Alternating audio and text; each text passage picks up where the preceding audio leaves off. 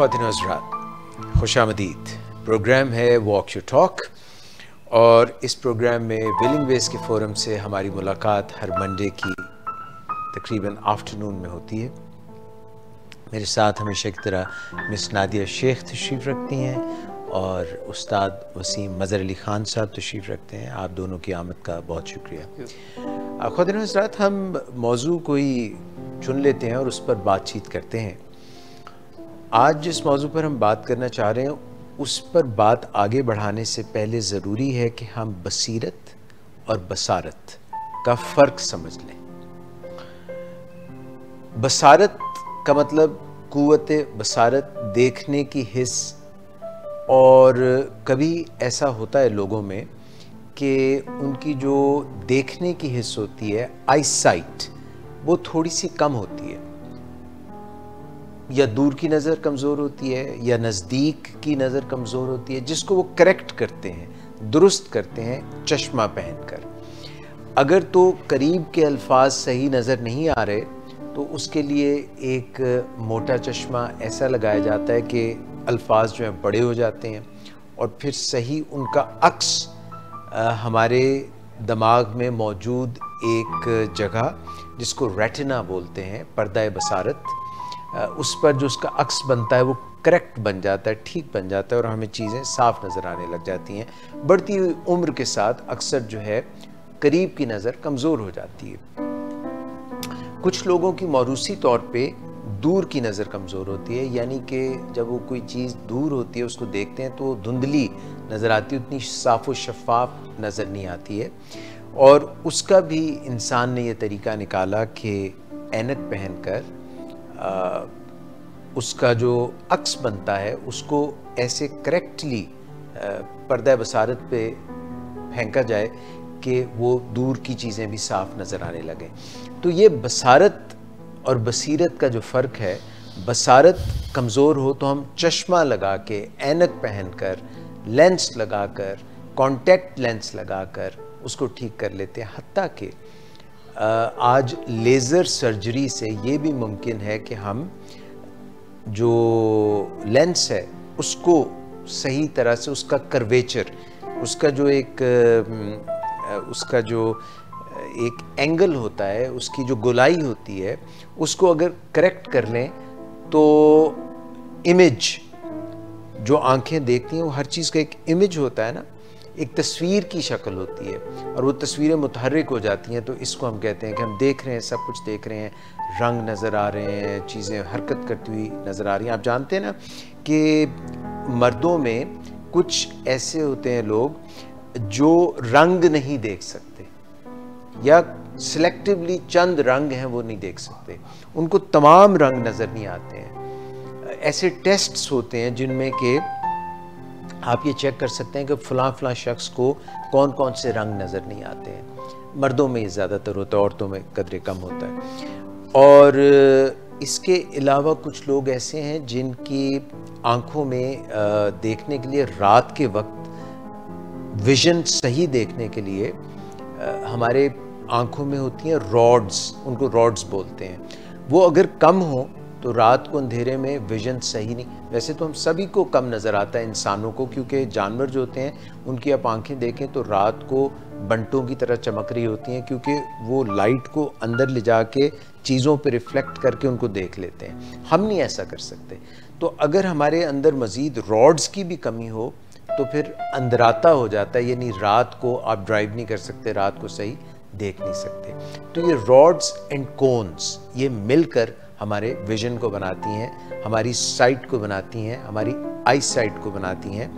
और जब हम साइट की बात कर रहे हैं, आई साइट की बात कर रहे हैं, तो कई दफ़ा हम जो कुछ हमारा ज़िंदगी में वाक़या हुआ पहले माजी में, उसको अगर हम सही तरह से याद कर सकें, जांच सकें, तोल सकें, एनालाइज कर सकें, तो ये जो एक सलाहियत है इसको बोलते हैं हाइंड साइट, पीछे मुड़कर देख लेना।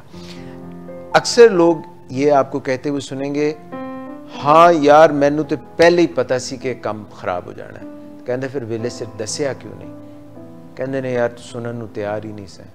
तो मैंने तो पहले ही पता सी, मुझे पहले ही इल्म था।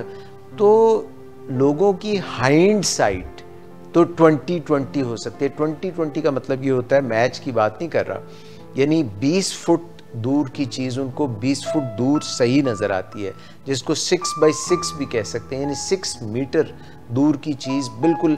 जो स्नेलन्स चार्ट होता है, वो जो जिस पे आप जब जाते हैं आंखों के डॉक्टर के पास या ऑप्टोमेट्रिस्ट के पास चश्मा बनवाने, तो आपको एक चार्ट होता है, उसके ऊपर कहता है कि पढ़ के बताओ, मोटी लाइन पे छोटी छोटी अल्फ़ाबेट्स लिखे होते हैं, और सबसे जो नीचे बारीक होती है वो पढ़ के बताओ। तो ये आई साइट की मैं सब बात जो कर रहा हूँ, बसीरत की बात नहीं कर रहा, बल्कि बसारत की बात कर रहा हूँ। तो बसारत ठीक होना, नज़र ठीक होना, ये आप समझते जा रहे हैं। दूसरी तरफ पीछे मुड़कर देखना और पहले कहना मुझे तो पहले ही पता था, इसको हाइंड साइट कहते हैं। और हाइंड साइट लोग इसलिए कह सकते हैं कि मेरी बिल्कुल ठीक है, क्योंकि जो हो गया उसके ऊपर कमेंट करने को सारी तैयार होते हैं, वो तो सारी बता सकते हैं, हाँ जी इस तरह होना चाहिए सी, मीन मेख निकालना, ये इस तरह नहीं होना चाहिए।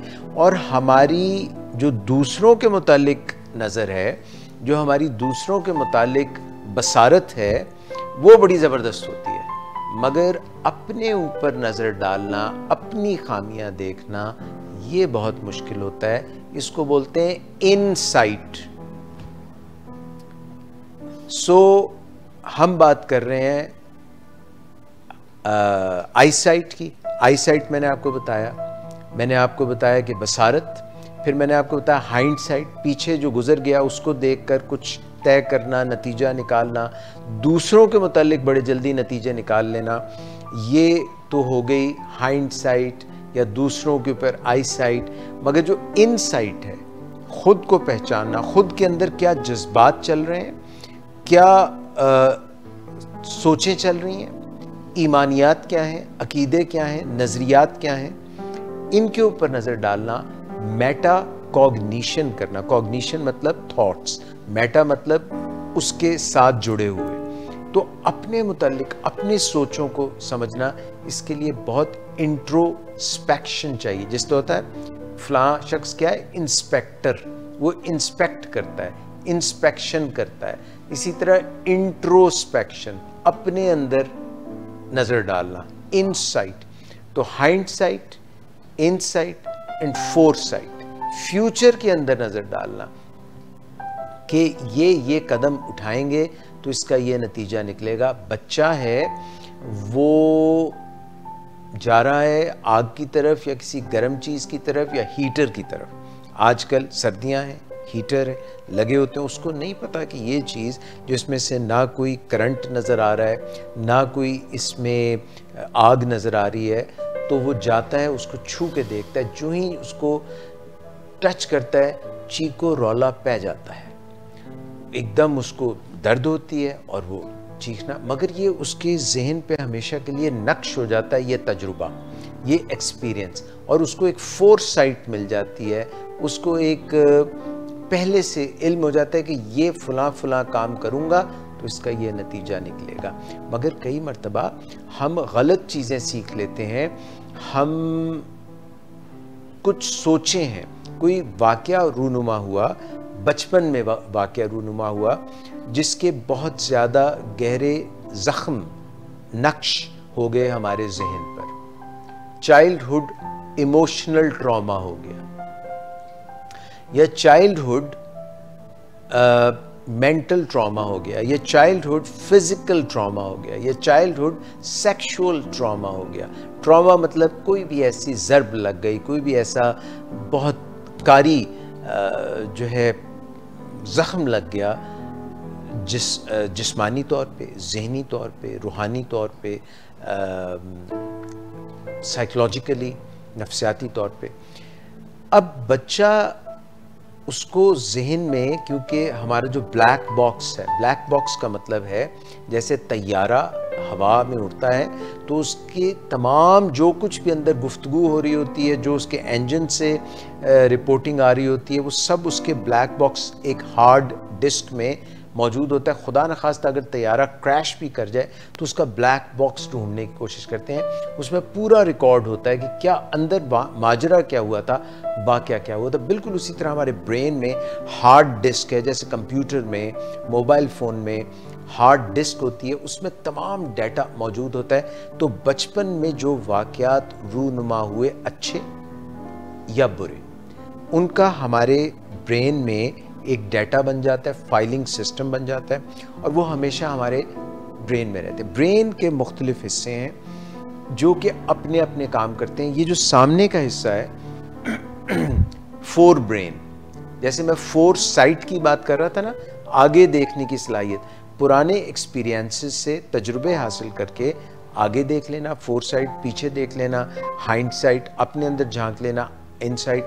मगर हमारे डेले जो हैं वो बाहर की तरफ होते हैं। तो बच्चा डेलू जो है वो बाहर तो देख सकता है, मगर डेले घुमा के, आई बॉल्स घुमा के अंदर नहीं देख सकता, इसलिए इन साइड कमज़ोर होती है। जो चीज़ कमज़ोर होती है जैसे कि आई साइट, तो उसके लिए आप ऐनक लगा के उसको करेक्ट कर लेते हैं। अगर इन साइट कमज़ोर है तो उसके लिए क्या चीज़ लगाएं तो हमारी इनसाइट, हमारी बसारत इनवर्ड्स ठीक हो जाए।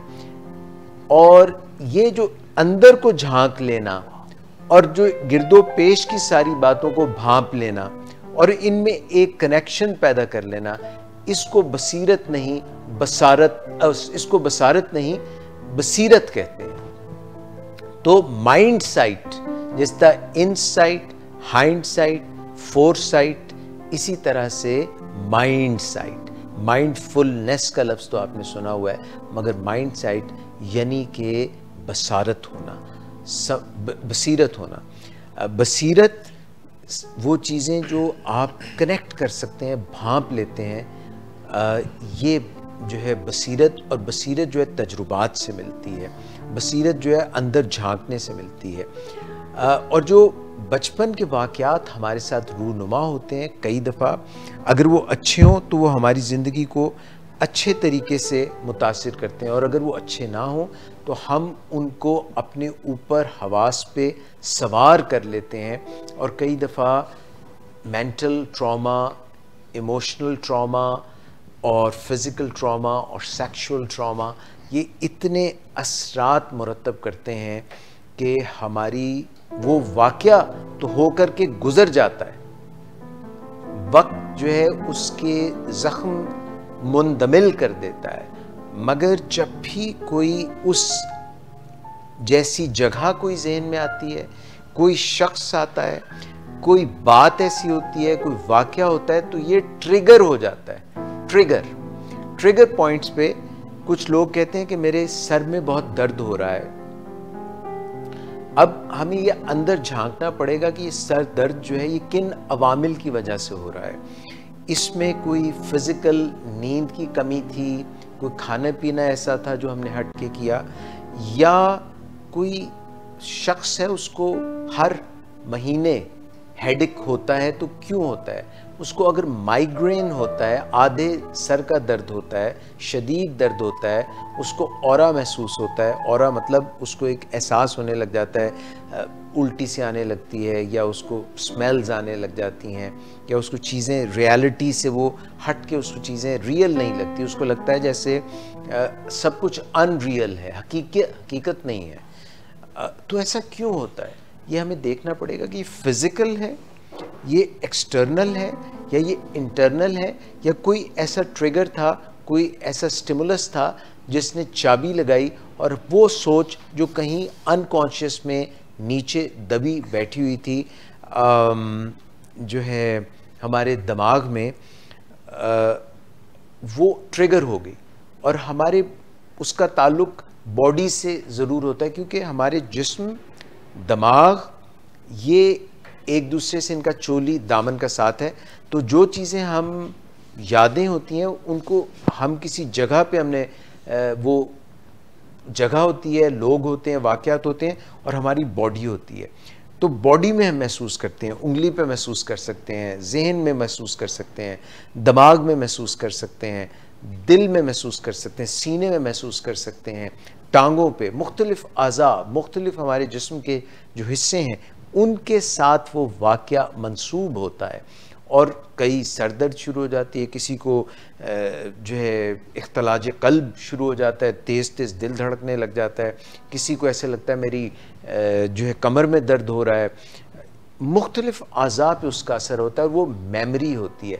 इसको कनेक्ट करना, इसके मुतालिक जो है बसीरत हासिल करना, माइंड साइट, ये एक बहुत अहम बात है। और अगर हम सिम्पटम, एक शख्स था जो डॉक्टर के पास गया और उसको कहने लगा कि डॉक्टर साहब मेरे जिस्म का कोई हिस्सा ऐसा नहीं जहाँ पे मैं उंगली लगाऊं और दर्द ना होता हो, मेरे जिस्म के हर हिस्से में मैं उंगली से छूता हूँ दर्द होता है। तो डॉक्टर साहब ने उसका तकरीबन हर तरह का मुआयना करा लिया और उसकी पूरी जिस्म ठीक था। फिर उसकी उंगली का एक्सरे कराया तो उंगली टूटी हुई थी, तो वो जहाँ उंगली लगाता था वो दर्द उसकी उंगली में होता था। तो ये बहुत जानना ज़रूरी है कि हमारा ये जो जिस्म में दर्द है या जो हमारी कैफियत है जो हमें अनकंफर्टेबल कर रही है, वो असल में कहाँ है, जिस्म के किस हिस्से में, बॉडी के किस हिस्से में, और उसके पीछे वजूहात जो हैं वो इंटरनल हैं, एक्सटर्नल हैं, फिज़िकल हैं, मेंटल हैं, साइकोलॉजिकल हैं। अगर ये हम कनेक्ट कर लें, अगर हम सिम्टम्स को देखकर हम उसका डायग्नोसिस बना लें, वजह तकलीफ़ को पहचान लें, तो फिर उसका हल किया जा सकता है और उसका हल निकाला जा सकता है। इस पे बसीरत और बसारत का फ़र्क और माइंडफुलनेस का फ़र्क, इस पे हम आज मज़ीद बात करेंगे।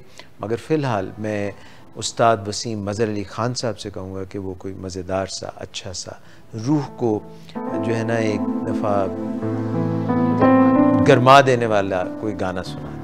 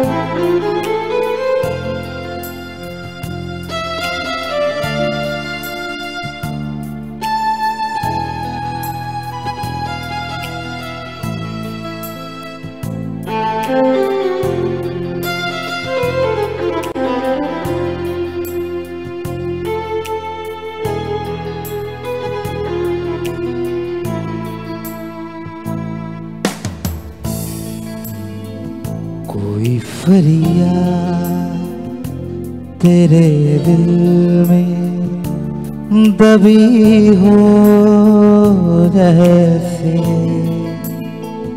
कोई फरियाद तेरे दिल में दबी हो जैसे,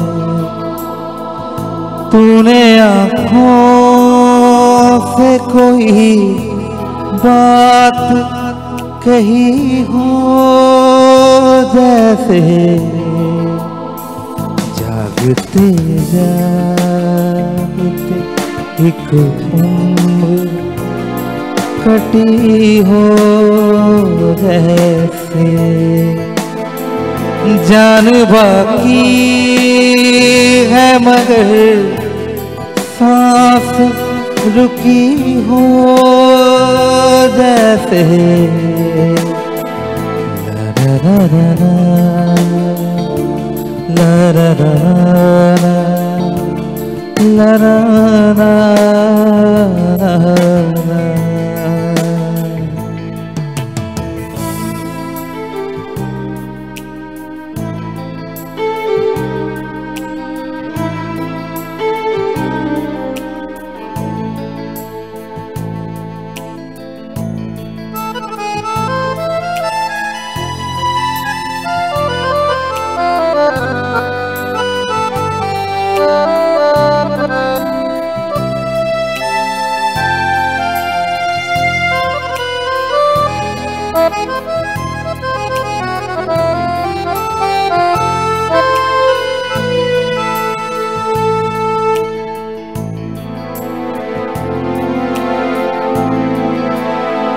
राह चलते हुए अक्सर ये गुमा होता है,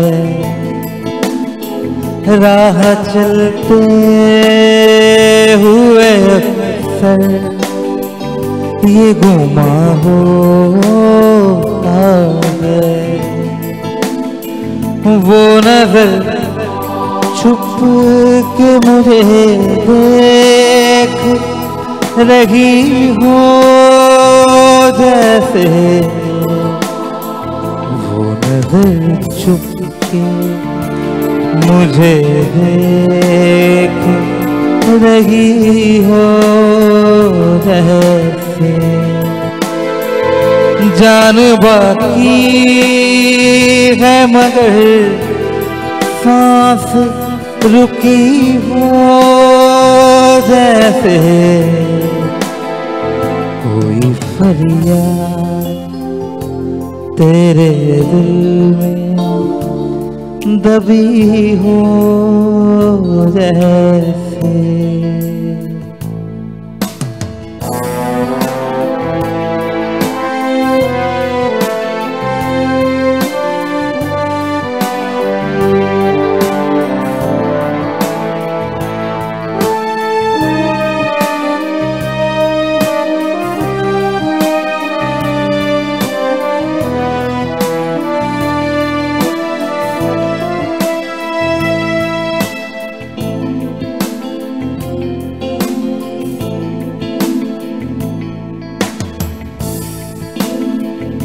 हर मुलाकात पे महसूस यही होता है, हर मुलाकात पे महसूस यही होता है। तुझसे कुछ मेरी नजर पूछ रही हो जैसे, तुझसे कुछ मेरी नजर पूछ रही हो जैसे, कोई फरियाद तेरे दिल में दबी हो जैसे।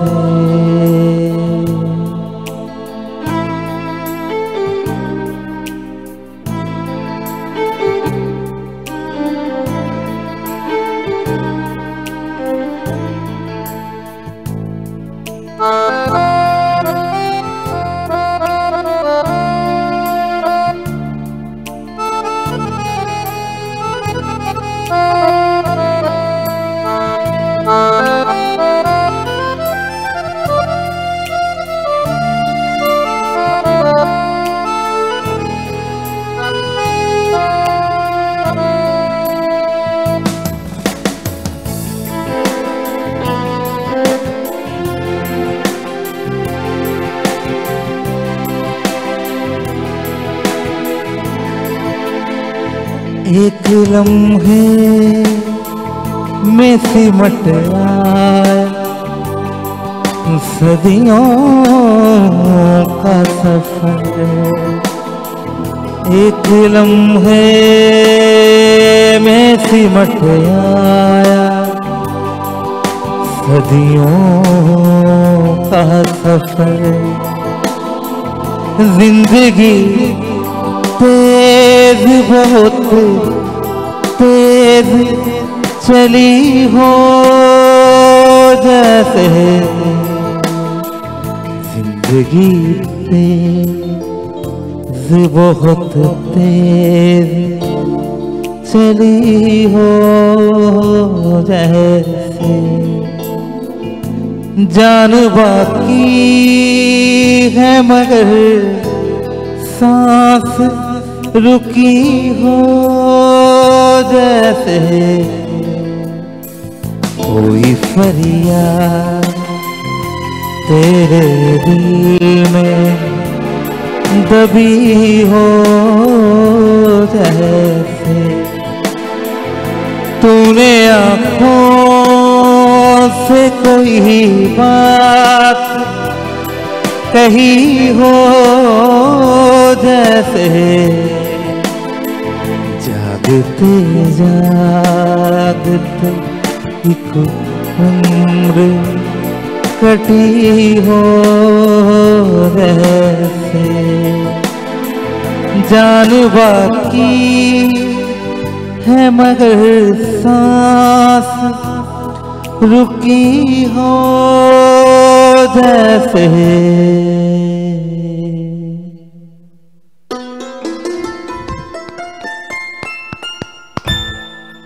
बहुत उम्दा, बहुत अच्छा, थैंक यू सर, मज़ा आ गया, वेरी नाइस। ख़वातीन हज़रात, उस्ताद वसीम अज़हर अली ख़ान साहब की इस खूबसूरत अदायगी और गाने और म्यूज़िक से पहले हम जो बात कर रहे थे उसकी तरफ पलट कर आते हैं। मैं अर्ज़ ये कर रहा था कि बसीरत और बसारत का फ़र्क हम देख रहे थे और उसमें मैंने मुख्तसरन आपको दोबारा से रीकैप कर देता हूँ कि बसारत वो है जो हम देखते हैं और बसीरत वो है जो हम कनेक्ट कर लेते हैं, जो चीज़ें सामने नहीं नज़र आ रही होती उनको समझ जाना। ये माइंडफुलनेस या माइंड साइट है। साइट का मतलब बसारत और माइंड साइट मतलब बसीरत। तो ये जो एक कनेक्शन है, मैंने आपसे अर्ज़ किया था कि जो वाक़यात माजी में गुज़रे हाइंड साइट, जो आने वाले हैं वो फोर साइट, और जो हम अपने अंदर झांक के देखते हैं वो इन साइट। तो ये जो सारी चीज़ों का कनेक्शन है यही दरअसल बसीरत है, माइंड साइट है। ये जब हमें उजागर हो जाती है तो हम चीज़ों को समझने लग जाते हैं और हम सब बचपन से होकर गुज़रते हैं। अगर ज़िंदगी हमें ये मोहलत दे कि हम ज़िंदा रहें तो हम ज़िंदा व जावेद होने के लिए, ज़िंदा तो काफ़ी लोग रहते हैं मगर ज़िंदा व जावेद कम लोग होते हैं, और उसमें मुसीबत या मुश्किल ये उनको हर्डल्स या ऑब्स्ट्रक्शंस उनको ये होती हैं कि वो अपने अंदर झांक नहीं सकते और माजी के अच्छे वाक़यात को तो सोच लेते हैं लोग, मगर जो माजी के तल्ख़ वाक़यात हैं, कुछ हवादिस हैं, कुछ हादसे हैं जो कि बचपन में छोटा जब बच्चा होता है तो उसके जहन पे, उसकी नफ्सियात पे असर डालते हैं, जिसको आप मेंटल ट्रॉमा, फिज़िकल, सेक्सुअल, कुछ भी वो ट्रॉमा हो सकता है, साइकोलॉजिकल, इमोशनल, उनको लेकर के हम प्रोजेक्ट कर देते हैं। और जब हम प्रोजेक्ट करते हैं तो हमारे अंदर फिज़िकल सिम्टम्स भी आते हैं और हम दूसरों के साथ जो हमारे ताल्लुकात होते हैं, राब्ते होते हैं, उसको हम बात को कैसे रीड करते हैं, कैसे समझते हैं, हमारे कुछ अकीदे, कुछ ईमानियात, कुछ परसेप्शंस बन जाती हैं जिनको लेकर के हम अपनी फीलिंग्स जनरेट करते हैं। और प्रोजेक्ट करना कि आप क्या महसूस करें, किसी ने कोई बात कही, आप बहुत अच्छे मूड में, आपने हंस के टाल दी, आपने उसको कोई जहन पे नहीं लिया। अगर आपका मूड ख़राब है, आप हर वक्त जलते कुड़ते रहते हैं, आपकी सेल्फ़ एस्टीम लो है, आपके अंदर हर वक्त जो है एक जंग सी लगी रहती है कि काश मैंने ये अचीव किया होता, वो अचीव किया होता। आप दूसरों के साथ अपना मवाजना अगर करते रहते हैं और ख़ुद को हकीर कमतर जानते हैं तो आपको किसी की छोटी सी बात भी बहुत बुरी लग सकती है और आप फ्लेयर अप हो सकते हैं और आपका जो रिस्पॉन्स है वो प्रोपोर्शनेट नहीं होता, इस बात के मुताबिक नहीं होता कि उसने क्या कहा था, वो एकदम बहुत ही ज़्यादा होता है, एक धमाका हो सकता है, आपके अंदर एक तूफ़ान सा आ सकता है। हालांकि एक हल्की सी हवा चली थी और वो आपको छूती, आपकी जुल्फ़ को छू कर गुजर जाती तो कोई बात नहीं थी, मगर जब आप बहुत ही ज़्यादा एकदम रिस्पॉन्ड करते हैं तो आंधियाँ झक्कड़ तूफ़ान की सी कैफियत आपके ब्रेन के अंदर चलने लग जाती है। तो इसको प्रोजेक्शन कहते हैं। जो वाक़यात आपने पहले देखे हैं, जो आपके इनबॉक्स में हैं, जो आपकी हार्ड डिस्क में हैं, जो आपके माइंड सेट में हैं, जो आपने तजुर्बात बनाए हैं, उनकी नज़र में आप दूसरों को जो है असेस करते हैं, जिसकी वजह से आपके अंदरूनी और बैरूनी ताल्लुकात उस पर नज़र आने लगते हैं आपकी ज़िंदगी में। और आप ये भी डिपेंड करता है कि आप ख़ुद को कैसे ट्रीट करते हैं, आप अपने ब्रेन को कैसे ट्रीट करते हैं, आप अपनी बॉडी को कैसे ट्रीट करते हैं, आप अपने हार्ट को कैसे ट्रीट करते हैं। अगर आप किसी भी चीज़ को समझते हैं कि वो बहुत ही अहम है, तो अहमियत के एतबार से आप उसको ट्रीटमेंट देंगे। यानी अगर आप ये समझते हैं कि आपका जिस्म बहुत अहम है, आप उसको सही नींद देंगे, आप उसको कॉम्प्रोमाइज़ नहीं करेंगे। आप ये नहीं सोचेंगे कि चले आज मैं इसको थोड़ा सा नींद को कॉम्प्रोमाइज़ कर लेता हूँ, फ़लाँ काम कर लेता हूँ, मैं जो है जो दिल कर रहा है वो कर लेता हूँ। नहीं, अगर आपको ये पता है कि नींद की बहुत अहमियत है, आपको खाने की अहमियत पता है, आपको पता है कि आपके लिए चीनी ज़्यादा खाना जो है वो जहरीला हो सकता है, आपको ये पता है कि ताल्लुकात में किस तरह से आपने अपने इमोशंस को एकदम फ्लेयर अप नहीं करना, आपने जो है तेज़ाब की तरह अपने ऊपर या दूसरे के ऊपर इमोशंस को नहीं फेंकना, आपने तेज़ाब की तरह या आपने जज्बात की उल्टी नहीं कर देनी। जज्बात जब बहुत ज़्यादा हो जाते हैं, एंगर की शक्ल इख्तियार कर लेते हैं, नेगेटिविटी की शक्ल इख्तियार कर लेते हैं, तो ये ऐसे है जैसे आपने एक कड़वा घूंट अंदर भर लिया हो, जैसे खुदा न खास्ता कोई पानी आपके मैदे में जाने की बजाय आपके फेफड़ों में चला जाए, यानी गलत डायरेक्शन में चीज़ चली गई। वो जज्बात जो आपको सही असेस करने चाहिए थे वो आपने नहीं किए, तो आपको ख़ुद को भी नुकसान दे सकते हैं, और अगर वो बाहर निकल आए तो एक प्रोजेक्टाइल वॉमिटस की तरह है, उल्टी की तरह है। सो ये अपने आप को सही ट्रीट करना बहुत ज़रूरी है। हम लोग अक्सर इतना अग्गा दौड़ते पिछा चौड़ के चक्कर में होते हैं, we are always rushing and running with the time as if we are in a competition and we do not give ourselves due rest. हम अपने आप को आराम नहीं देते। ये बहुत ज़रूरी है कि किसी वक्त हम बैठ के बिल्कुल अपने लिए 5 मिनट निकालें और अपने साथ कनेक्ट करें, अपने माइंड के साथ, अपनी सोचों के साथ कनेक्ट करें, अपने आप को ईजी लें, अपने आप को अच्छा महसूस करें। खाना हमने खाया हो, हमारे जिस्म में कहीं दर्द ना हो, भूख ना लगी हो, जो है वॉशरूम से हम हो आए हों, कोई चीज़ हमें डिस्ट्रैक्ट ना कर सके। लोगों को आजकल अटेंशन डेफिसिट इतना है, वो किसी चीज़ के ऊपर तवज्जो ज़्यादा देर मरकूज़ कर ही नहीं सकते हैं। बच्चे जो हैं वो भी भागते दौड़ते फिर रहे हैं, कोई ये चीज़ तोड़ को उसको खींच, उसकी वजह ये वो हाइपर एक्टिव है, मगर अटेंशन एक जगह नचल्ले बैठ नहीं सकते। हाथ जो है अपनी रानों के नीचे दे के उनको कहीं थोड़ी देर बैठ जाओ तो कभी मोबाइल की रोशनी चाहिए, कभी कुछ। इंसान जब बड़े हो जाते हैं उनमें भी ये प्रॉब्लम आता है। कुछ देर अपने आप को आइडल कर दें, जैसे गाड़ी का इंजन हम बंद कर देते हैं, कुछ देर बिल्कुल जामिदो साकित हों, अपने आप से हम कनेक्ट करें। और कई दफ़ा हमारे साइकोलॉजी में बहुत ज़रूरी होता है कि हम सुकून की एक बेपाया हालत में चले जाएं, सुकून की एक मुकम्मल हालत में चले जाएं, और हम अपने जिस्म के मुख्तलिफ़ हिस्सों को विज़िट करें। इसको प्रोग्रेसिव मसल रिलैक्सेशन भी कहते हैं। इसको ये भी कहते हैं कि हम किस तरह अपने जिस्म के मुख्तलिफ़ आज़ा से अंदरूनी और बैरूनी से कनेक्ट करें।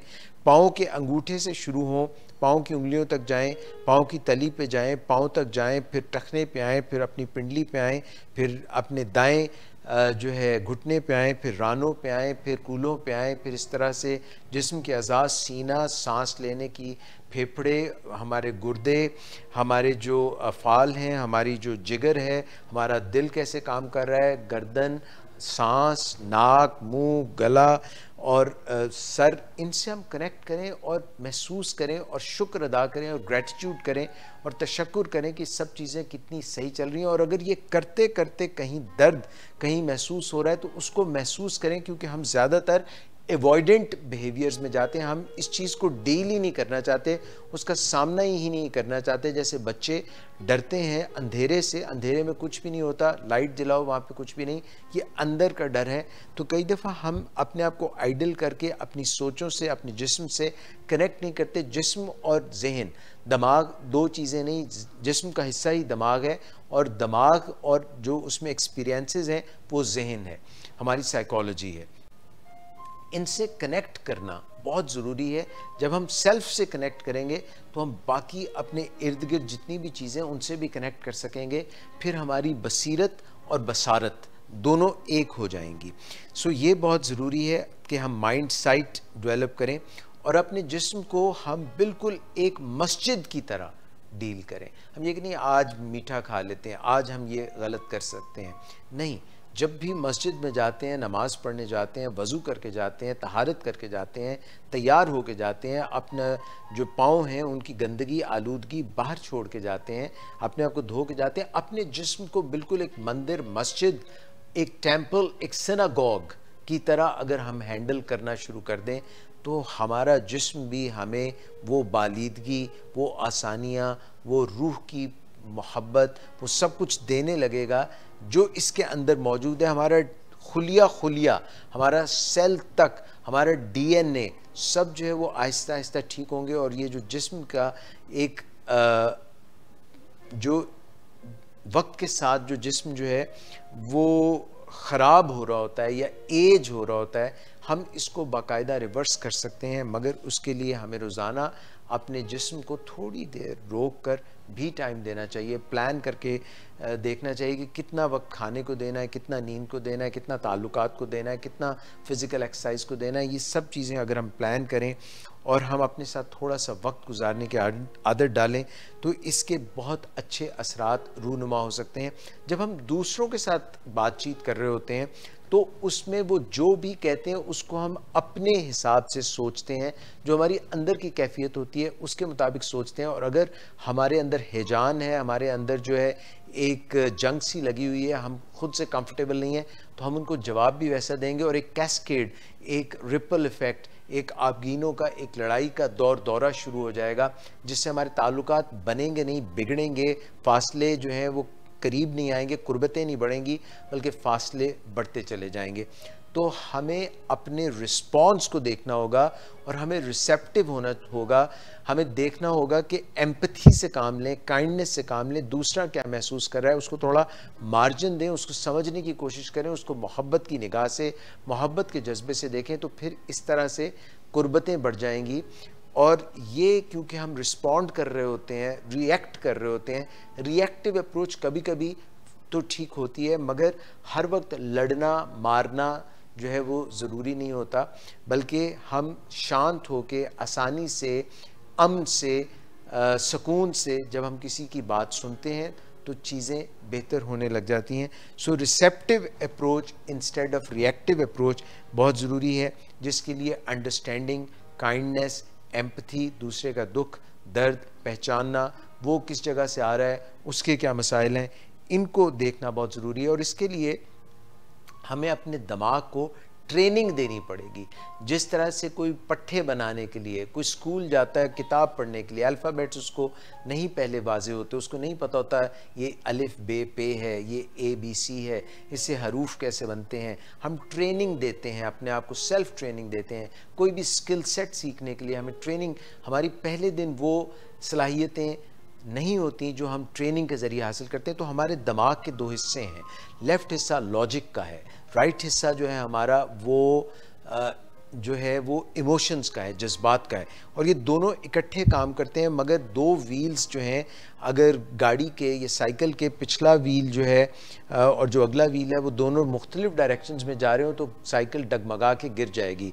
अगर गाड़ी के जो है व्हील्स दोनों इकट्ठे नहीं मुड़ेंगे तो हम एक डायरेक्शन में नहीं जा सकेंगे। इसी तरह ब्रेन के जो दोनों हिस्से हैं, left brain and right brain, left hemisphere and right hemisphere, logical मंतक का, सोच विचार का जहन और जज्बात का जहन, जहन के मुख्तलिफ, दिमाग के मुख्तलिफ हिस्से हैं, जिसमें कि फ्रंटल लोब जो है सोच समझ का हिस्सा है, इंसुला जो है वो जज्बात का हिस्सा है, लिम्बिक सिस्टम जज्बात का हिस्सा है, उससे जुड़ा हुआ हाइपोथैलेमस जो कि हमारे बॉडी के फंक्शंस को डील करता है। इनमें एक आपस में तालमेल होना बहुत ज़रूरी है और उस तालमेल के लिए हमें ट्रेनिंग अपने आप को देनी पड़ेगी, तो फिर ये तालमेल जो है सही होगा और हम अपनी फीलिंग्स को, अपने बॉडी के सिम्टम्स को और हमारे जो लोगों के साथ ताल्लुकात हैं और जो हमारे इर्द गिर्द जगह है, मैं उसको समझना तभी मुमकिन है अगर हम अपने आप से कनेक्ट करें। और हमारा जो बयानिया है, हम जो अपने आप को सोचते हैं उसको दुरुस्त रखना बहुत ज़रूरी है, क्योंकि जब हम अपना बयानिया जो भी बनाते हैं, हमारा माइंड सेट, हमारी माइंड साइट उसी के मुताबिक बन जाती है। अगर हम अपना बयानिया बदल लेते हैं तो हमारा जहन भी बदलने लग जाता है और हमारी शख्सियत भी बदलने लग जाती है। शख्स जो है वो एक ही रहता है, हमेशा शख्स जो है वो एक ही रहता है, मगर वक्त के साथ साथ उसकी शख्सियत जो है वो बदल सकती है अगर हम इसके मुतालिक कोशिश करें। सो ख्वातीन हज़रात, आज के जितना भी गुफ्तगू थी उसमें जो मैं बात आपसे करना चाह रहा था, एक हारमनी, एक तालमेल नेचर के साथ, कुदरत के साथ, फितरत के साथ रखना तभी मुमकिन है कि हम अगर अपने अंदर शांत होंगे, हमारा अपने अंदर एक तालमेल होगा, तो हम फिर बाकी लोगों से भी और अपने गिरदो पेश के माहौल से भी तालमेल बना सकेंगे। अगर हमारे अंदर ही खाना जंगी जा रही है, अनरिजॉल्व्ड मैटर्स हैं, चाइल्डहुड बचपन के एक्सपीरियंसेस हैं जिनसे हम खुद अंदर से कुड़ रहे हैं, उनको हमने रिजॉल्व नहीं किया, हमारा अवॉइडेंट बिहेवियर है, हमने उनको डीमंस को फेस ही नहीं किया, तो फिर वो खाना जंगी हमारे अंदर भी चलती रहती है। कभी वो OCD की शक्ल में नज़र आती है, ऑब्सेसिव कंपल्सिव डिसऑर्डर बन जाता है, हम ऑब्सेस्ड हो जाते हैं, हम अपने ख्यालात को की तरतीब ही लगाते रहते हैं। हमें लगता है कि 3 दफ़ा ऐसे करूँगा तो फ़लाँ शख्स की ज़िंदगी बच जाएगी, तावीज़ धागा करूँगा तो ये मसला हो जाएगा, पीर के पास जाऊँगा तो ये मसला हो जाएगा। कई दफ़ा ऑब्सेशंस का हम शिकार हो जाते हैं, कई दफ़ा हम एडिक्शंस का शिकार हो जाते हैं, एक्सेसिव ड्रिंकिंग का शिकार हो जाते हैं। अगर हम अंदर की सेल्फ़ एस्टीम और अंदर की प्रॉब्लम्स को रिज़ॉल्व नहीं करते तो हमारी, जैसे ऐनक बहुत ज़रूरी है कि हमारी बसारत सही हो जाए, करेक्ट हो जाए, इसी तरह से आई साइट को करेक्ट करने के लिए ऐनक ज़रूरी है, और माइंड साइट यानी कि बसीरत को दुरुस्त करने के लिए अपने अंदर को झांकना और उसके साथ कनेक्ट होना बहुत ज़रूरी है। आई होप ये जो आज की हमारी गुफ्तगू थी आप इससे कुछ फ़ायदा हासिल करेंगे। डॉक्टर एजाज कुरैशी को आज के इस प्रोग्राम से, वॉक यू टॉक से इजाज़त दीजिएगा। जाते जाते मिस नादिया से रिक्वेस्ट है कि कोई अच्छा सा गाना सुना दें, और इसके साथ ही हम आपसे इजाज़त लेंगे। आप भूल गई थी कि आपने गाना भी सुनाना, हाँ? आप सुनाइए ना, अब याद करिए।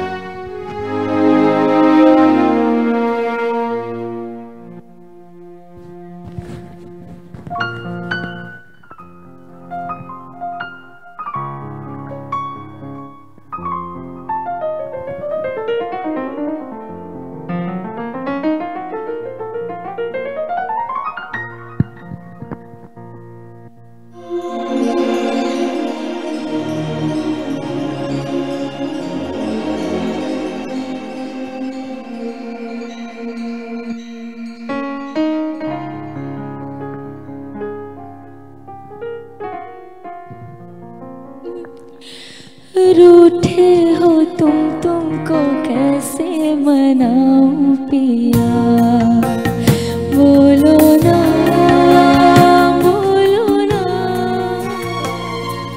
रूठे हो तुमको कैसे मनाऊं पिया, बोलो ना बोलो ना। सीने से लग जाऊं, बाहों में मर जाऊं,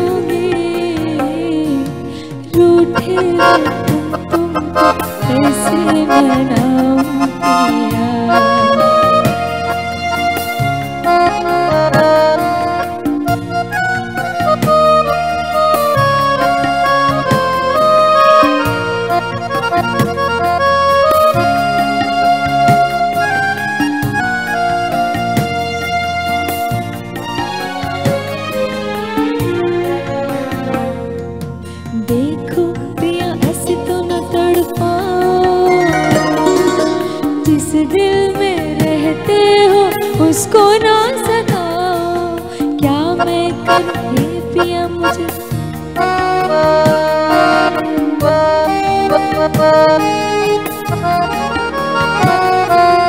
देखो पिया ऐसे तो ना तड़पाओ। जिस दिल में रहते हो उसको ना दुखाओ। क्या मैं करूं पिया मुझे ये बता दो। तुमको मेरे सर की कसम अब तो मुस्कुरा दो। आंसू है आँखों में, हलचल है सांसों में, ले भी लो बाहों में। तुम जो कहो तुमको मर के मनाऊं पिया। बोलो ना बोलो ना, रूठे हो तुमको कैसे मनाऊं पिया। बोलो ना बोलो ना, सीने से लग जाऊं, बाहों में मर जाऊं। कैसे तुमको मनाऊं, तुम जो कहो तुमको मर के मनाऊं पिया। बोलो ना बोलो